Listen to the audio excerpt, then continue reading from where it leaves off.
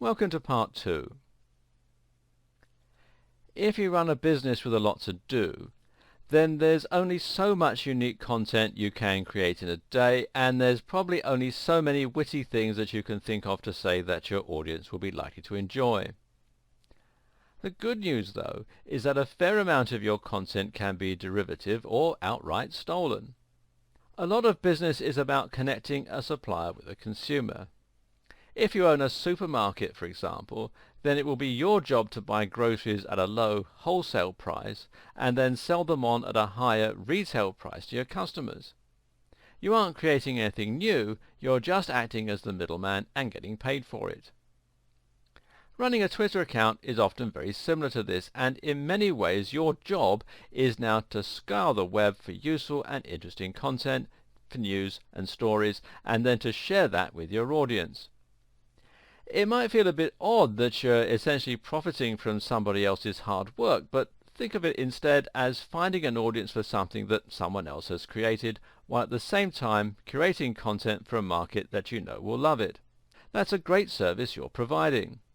And it just so happens that this process is also a great way for you to keep your Twitter account active with great new content, and it involves barely any work on your part. So make sure that you're continuously reading up on topics relating to your business. This means you should be reading other blogs, following other Twitter users, and reading magazines. Now when you find a news item that you think your audience will genuinely enjoy, you should share it with them. Make sure you don't keep sharing from the same place, and try to find things they probably wouldn't have been able to find on their own. If your blog is about fitness, then perhaps you might share the results of a new study looking at a surprising new training method. If you run a B2B business, then perhaps you might share the results of a recent survey on types of business. Note, though, that when you do share new content, you should always add your own comment on the matter if possible.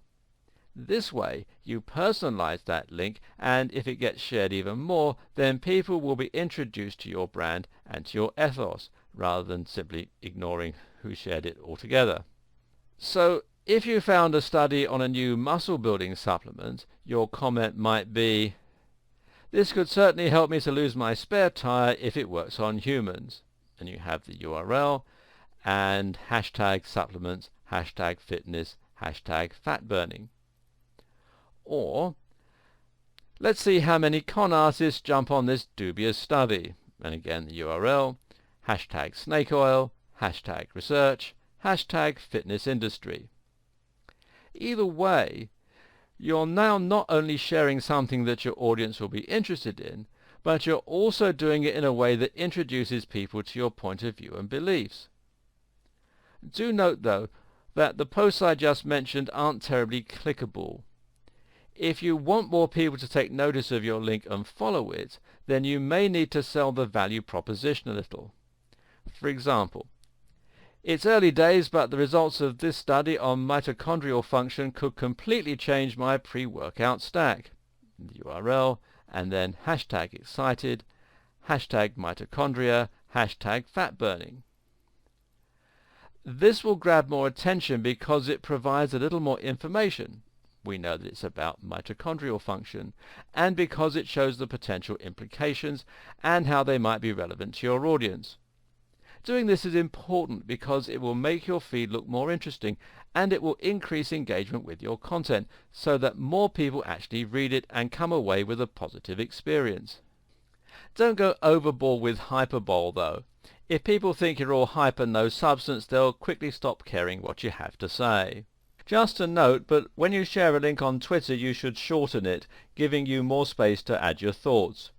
You can use the website bit.ly to do this for you, and you'll find out more about it at bit.ly.com. Obviously, the very easiest way to share content on Twitter, though, is just to hit retweet. Again, you can do this while adding your own commentary, and it's a great way to encourage more discussion. There is one type of content that the average business gets right, though, and that's to talk about deals. This is something that surveys suggest followers do like to hear because, of course, it provides them with value in the money that they can save. This is also a great way to reward your visitors for following you and to make them feel special.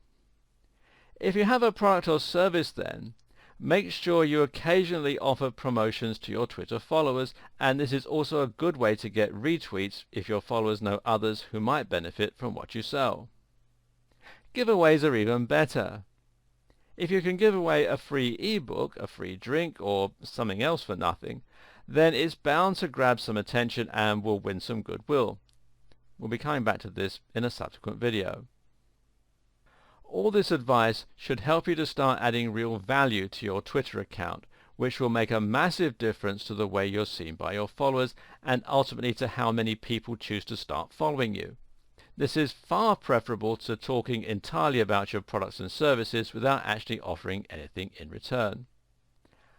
Unfortunately though, some businesses are going to be resistant to this idea.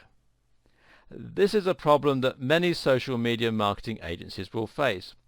They approach a company like our imaginary EPOS business and present them with a strategy. The problem is, the EPOS company thinks it's unprofessional to talk about business as a whole or subjects they feel are off topic. They don't want to showcase other companies by retweeting or sharing links, and they certainly don't want to be seen as having an opinion. Don't be that company. Playing it safe is actually the surest way to appear out of touch, uninteresting and uninspired.